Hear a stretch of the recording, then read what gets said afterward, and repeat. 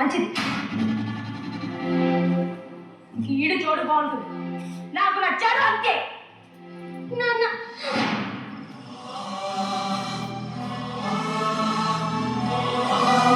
అర్థమైపోయింది, అది నాకు కనిపిస్తుంది. కనీసం నువ్వైనా బాగా చదువుకో. ఏడో కక్క, నాకు ఏడుపు వస్తుంది. ఏడవడం తప్ప నాకు ఇంకేం మిగిలింది? ఏడ్చి పిడగొప్పలు పెట్టి నా పొరుగు రోడ్డు మీద పెట్టకండి. మూడు మీద వేయించుకొని నా పొరుగు నిలబెట్టు. ఏం చెప్తున్నా సంగతి తెలుసా?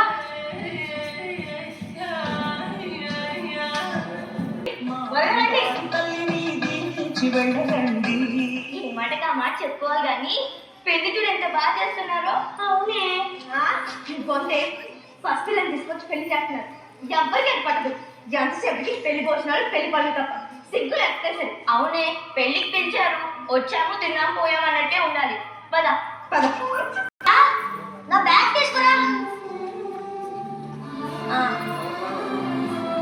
పిల్లలేరే శ్వేత, లత, నాన్న వెళ్తున్నారు.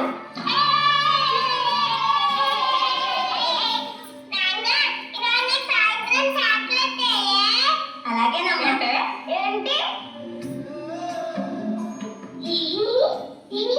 మీరు ఆడుకుంటూ ఉండండి, నేను సాయంత్రం వచ్చేటప్పుడు చాక్లెట్స్ తెస్తా. ఓకేనా? బాయ్. అనుకోండి. ఏమండి, ఒక్క నిమిషం. కాలేజ్లో అడ్మిషన్ సంగతి కనుక్కుంటా అన్నారు. చాలా రోజుల నుండి అడుగుతున్నానండి. ఆఫీస్ పని మీద ఎలాగో సిటీకి వెళ్తున్నా కదే, కాలేజ్ అడ్మిషన్ తీసుకొని వస్తా. ఓకేనా? బాయ్. ఇప్పుడు చదవండి అన్న పిచ్చా నీకు. చదివి ఎవరిని ఉద్ధరిద్దాం మనం? జాబ్ చేస్తా. ఆయనతో పాటు నేను జాబ్ చేస్తే పిల్లలకు మంచి భవిష్యత్తుని ఇవ్వగలం అత్తయ్య. పిల్లలు ఏం చేస్తావు? అలా చదువు చదువు అని అంత తాపత్రయ పడేదాన్ని అసలు పెళ్ళెందుకు చేసుకున్నట్టు? ఆయన ఉద్యోగం అంటూ ఆడలు రోడ్డు ఎక్కితే కుటుంబం బరువు బజార్కి ఎక్కినట్టే. అర్థమవుతుందో లేదో కాస్త తెలుసుకుంటే మంచిదమ్మా. అత్తయ్య నోరు మూసుకో. అసలు రే, దీని కూడా ఎప్పుడు ఉండేదే కదరా. వెళ్ళు. అమ్మా నీకేం తెలియదు, ఊరుకో. గీత, వెళ్ళొస్తాను. కాలేజ్ అడ్మిషన్ తీసుకొని వస్తాను. ఏమే చూస్తా, ఎన్నాళ్ళైనా సాగిస్తావో నేను చూస్తా. అవకాశం దొరకని నిన్ను ఏం చేస్తానో చూడవే. అమ్మా, నానమ్మకి మనం అంటే ఎందుకు కోపం? అదేం లేదమ్మా, పద.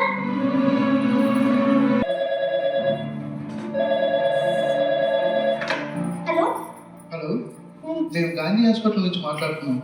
ఈ నెంబర్ గల వ్యక్తి సిటీ కాలేజ్ ముందు యాక్సిడెంట్ అయి చనిపోయారు.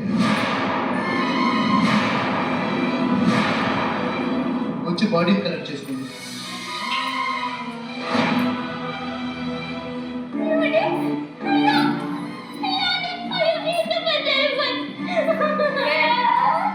ఏమైంది?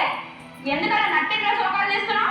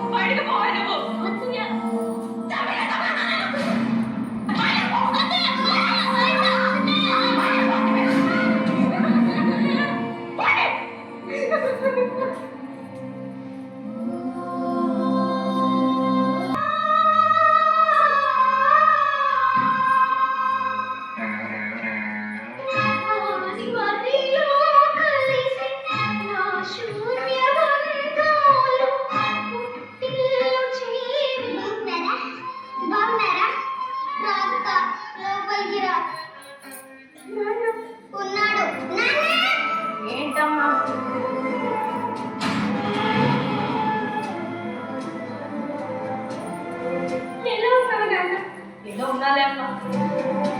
తొక్కిన అయిపోయిందని బాధ, ముగ్గురికి పోగొట్టుకున్నాను దురదృష్టం. మీ చెల్లెలి పిల్లలు అవ్వనిస్తుందా అని భయం. మధ్య తరగతి తండ్రి ఇలాగే ఆలోచిస్తాడు. ఇప్పుడు ఇవన్నీ ఎందుకు